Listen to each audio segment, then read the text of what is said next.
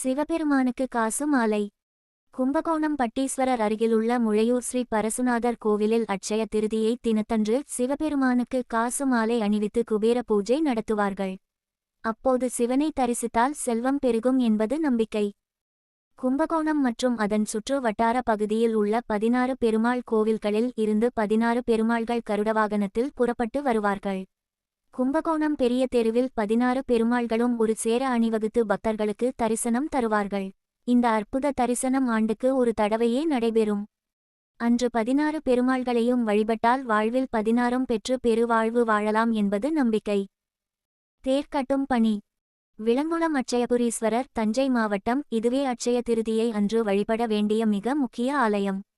இங்கு அட்சயபுரீஸ்வரர், அபிவிருத்தி நாயகியை வழிபட்டால் தோஷங்கள் நீங்கி செல்வம் பெருகும், திருமண தடைகள் நீங்கும். அட்சய திருதியை அன்றுதான் கங்கோத்ரி மற்றும் யமுனோத்ரி ஆலயங்களின் நடை திறக்கப்படும். கேதார்நாத் மற்றும் பத்ரிநாத் ஆலயங்களும் இந்நாளில் திறக்கப்பட்டு யாத்திரை தொடங்கும். பூரி ஜெகந்நாதர் ஆலயத்தில் இந்நாளில்தான் ஆண்டுதோறும் நடைபெறும் ரதயாத்திரைக்கான தேர் கட்டும் பணி ரதகிருத்யா தொடங்கப்படும். என்னென்ன வாங்கலாம்?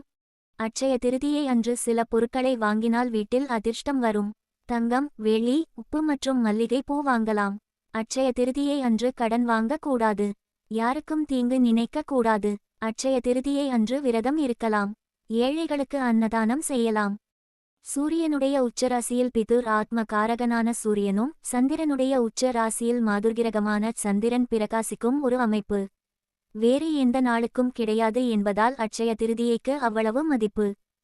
உத்தர காலாமிர்தம் இயற்றிய காளிதாசன் இந்த திருதியை திதி நாளில் எல்லா விதமான மங்களகரமான காரியங்களும் செய்யலாம் என்று சொல்லுகிறார். தண்ணீர் நிரம்பிய குடத்தை தானமாக தருவது சிறப்பு என்கிறார்கள். இதனை பின்னேற்கோள்குறி தர்மகடம் என போற்றுவர்.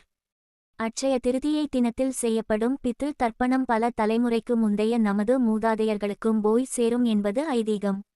எனவே அட்சய திருதியை தினத்தன்று செய்யப்படும் பித்ருக்கடன் மிக முக்கியத்துவம் வாய்ந்ததாக கருதப்படுகிறது.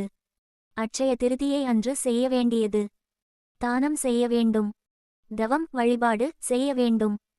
அட்சய திருதியை அன்று அதிகாலையான பிரம்ம முகூர்த்தத்தில் நாம் பூஜை செய்தாலே அதிக பலன் கிடைக்கும்.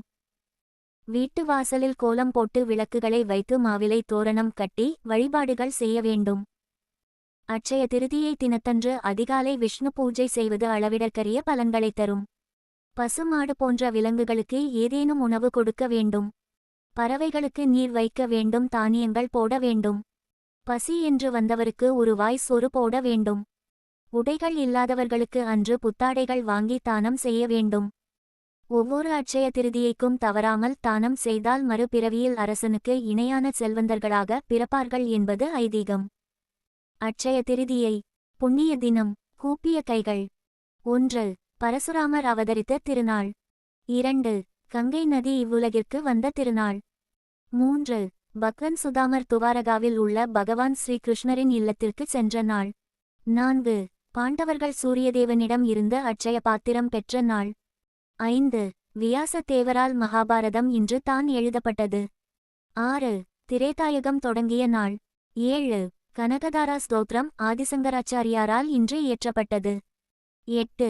குபேரருக்கு இன்று செல்வத்தின் பொறுப்பு வழங்கப்பட்டது. 9.